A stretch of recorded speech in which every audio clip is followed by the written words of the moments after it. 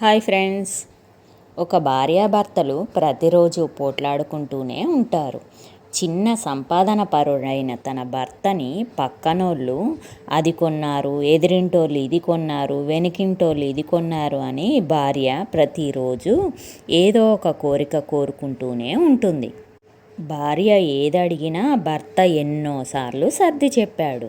నేను ఒక సాదాసీదా వాడిని, నువ్వు అడిగే అంత పెద్ద ఏ కోరికలు తీర్చలేను, మనకున్నంతలో సర్దుకుపోదాం అని అన్నప్పుడల్లా తనకి మాత్రమే ఇలాంటి భర్త దొరికాడు అనుకునేది భార్య.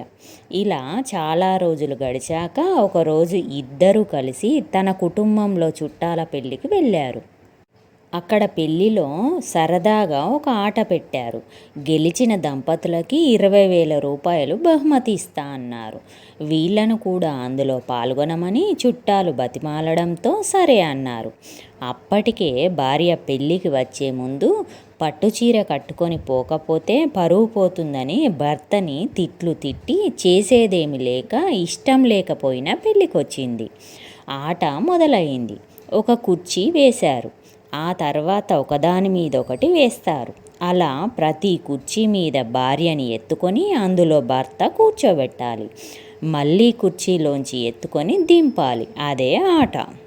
రెండో కుర్చీ మొదటి కుర్చీ మీద వేశారు. భార్యని కూర్చోబెట్టాడు. మూడోది వేశాడు, కూర్చోబెట్టాడు, దింపాడు. నాలుగోది వేశారు, కూర్చోబెట్టాడు, దింపాడు. ఇలా 10 వరకు వేశాడు. బాగా ఎత్తుగా ఉంది. అయినా సరే కొంచెం కష్టంగా ఉన్నా అంత పైకి ఎత్తుకొని కూర్చోబెట్టాడు, దింపాడు. 11, 12, 13 ఇలా కుర్చీలు పెరుగుతున్నాయి. అయినా భర్త ఆపట్లేదు. ఒక్కసారి భర్త వైపు భార్య చూసింది. భర్త కళ్ళలో కన్నీళ్లు చూసింది. ఎంత నొప్పిని భరిస్తున్నాడో తనకి కనిపించింది.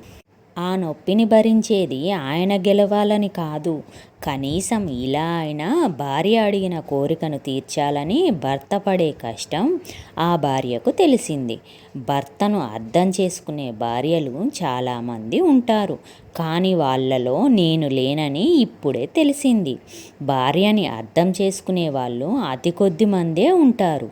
అందులో నా భర్త ఉన్నాడని ఆయన కళ్ళలోకి చూశాకే తెలిసింది.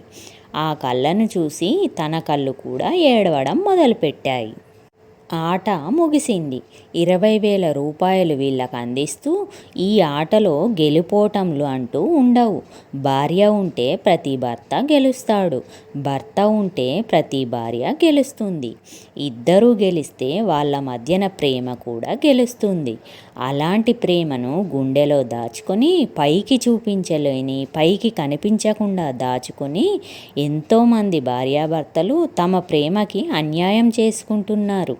కనీసం ఇలాంటి ఆటల వల్లైనా ఆ ప్రేమను బయటికి తెప్పించే వేదిక అయినందుకు చాలా సంతోషంగా ఉంది అని నిర్వాహకులు ప్రకటించారు. కానీ ఆ భార్య డబ్బులు తీసుకోలేదు.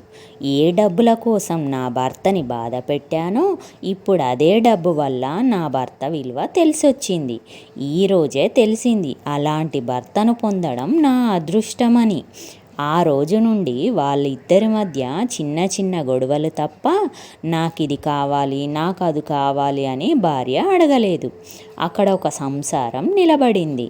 కుటుంబంలో ప్రేమ నిలబడింది. కుటుంబ విలువలు బతికే ఉంటాయి అని చెప్పడానికే ఈ చిన్న కథ. ఇది ఫ్రెండ్స్ ఈరోజు కథ. కథ నచ్చితే లైక్ చేయండి, కామెంట్ చేయండి, సబ్స్క్రైబ్ చేసుకోండి.